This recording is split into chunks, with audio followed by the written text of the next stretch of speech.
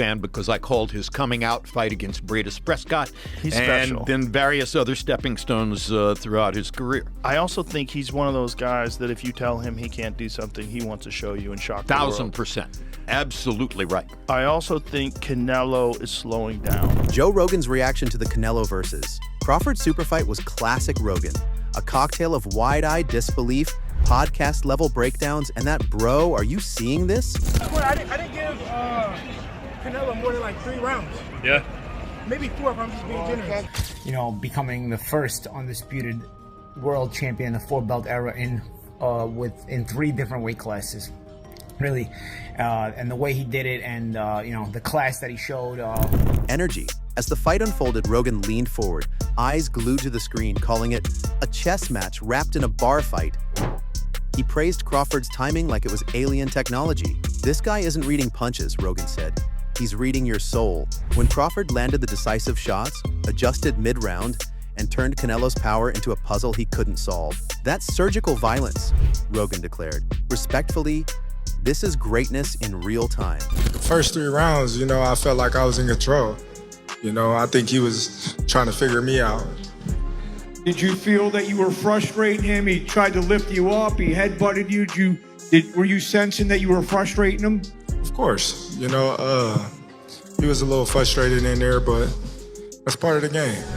But he didn't disrespect Canelo either. Instead, he highlighted Canelo's courage and craft. People forget, Canelo's fighting at the edge of human possibility here, Rogan said. Even legends have nights where someone younger, sharper, just has their number. But you gotta respect the risk it takes to even sign that contract. The tension in Rogan's voice showed how big this fight was. Every jab sounded like a drum roll, every miss like a gasp. A lot of people doubted me. A lot of people said I haven't fought anybody. I can't sell. I don't have no personality. They just wrote me off for years and years, and it all came to a halt tonight.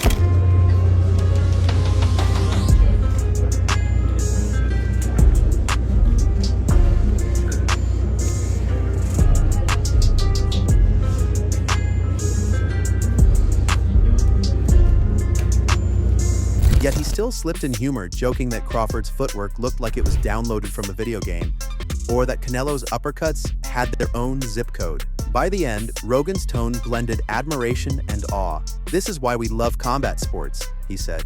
You see history being written, and it's not clean or easy. It's raw. It's human. And tonight, Crawford wrote his name a little bigger, and Canelo's legend still stands, just with another battle scar. Crawford did it, he says, more serious now. He moved up weight, he took all those belts, he showed up, outboxed Canelo. He deserves every bit of this. Then he laughs quietly. And everybody who doubted him tonight is scrolling social media because this is gonna haunt them for a while. We already know, we knew Crawford is a great fighter, and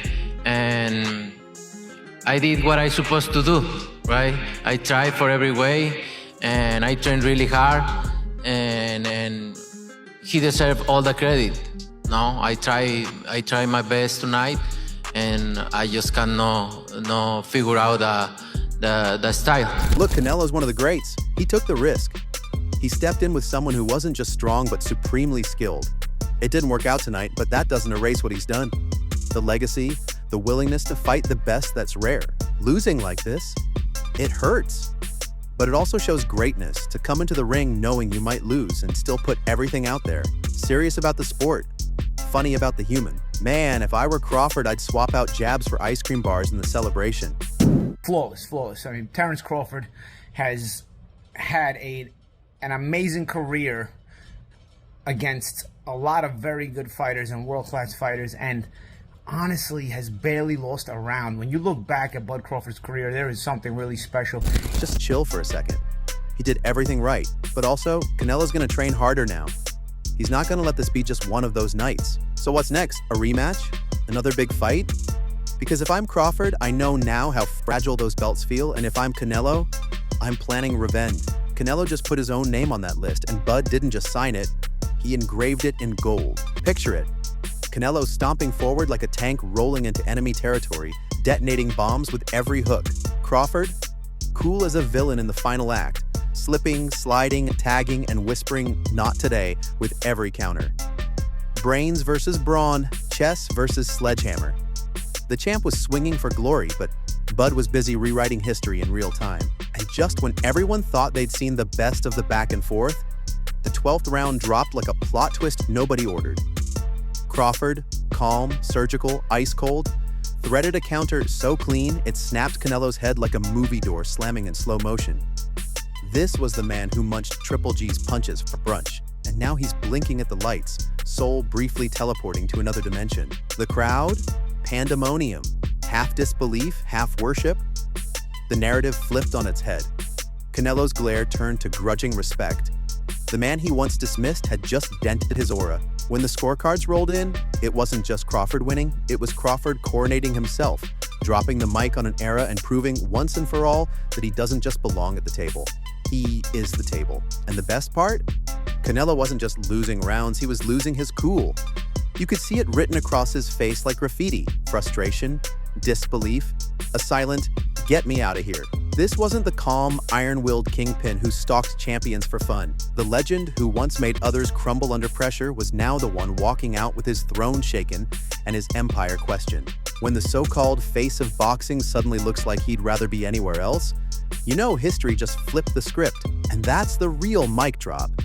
Crawford didn't merely enter Canelo's world, he hijacked the kingdom, stole the crown, and paraded it like a trophy while the boxing universe gasped. So now the million-dollar question: what's next for Bud? After detonating boxing's status quo, Crawford isn't just holding a win, he's holding history. He could stay at 168, build a dynasty, or go full warlord and snatch every belt in sight. And if he wants to send shockwaves through the sport all over again, picture Crawford versus David the Mexican Monster. Benavidez, a collision so big it would sell out stadiums before the ink dried. If Bud really wants to tattoo his name into boxing mythology, he could take the elevator straight to 175 and stare down a monster like Bivol. Think about it. A guy who started life cracking pads at lightweight, now climbing Everest after Everest, still knocking giants off the mountain. That's not just a move, that's a Marvel-level origin story, because right now, Crawford's not just the pound-for-pound king, he's the face of the sport. After taking Canelo apart piece by piece, every fighter from 154 to 175 is checking their mirrors, wondering if that slick Nebraska shadow is behind them. Bud has proven that size is an illusion when skill, timing, and cold-blooded dog mentality line up. And then plot twist. Just as the fans start dreaming up Bud versus Bivol headlines or wondering if he'll ride off into a golden sunset, Andre Ward steps into the frame. Ward doesn't do fluff. Ward doesn't hype. This is one of the cleanest, most disciplined champions ever, the kind of guy who weighs every word like it's a punch. And yet here he is, stamping Crawford as the GOAT of this generation. Ward isn't just praising Bud, he's practically slapping the boxing world on the wrist. We're always hungry for the next test, the next mountain, the next monster. Ward's saying, stop. Those boxes are already checked, the legacy already minted. The belts, the dominance, the money, done. This isn't a plea for retirement, it's a salute. And he's saying what most of us are thinking but are too scared to say: Crawford. Not just pound for pound now, not best of the era. We're talking the pantheon, the history books. Let that marinate. A guy who started at lightweight just went up, beat the Mexican king, and left him so frustrated he looked like he wanted to teleport out of the ring. Lopez didn't miss a beat calling it exactly as it looked. Canelo's feet like bags of cement. Crawford playing Matador, making him miss air and question reality. The scary part? Even with all that pressure, Bud stayed calm, cool, untouchable, like he'd been there 1,000 times before. And there you have it.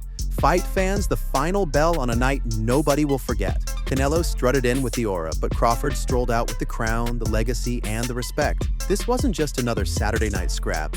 This was a tectonic shift in boxing history. We watched Bud carve his name into the wall of legends, and wildest of all, he did it like it was just another day at the office.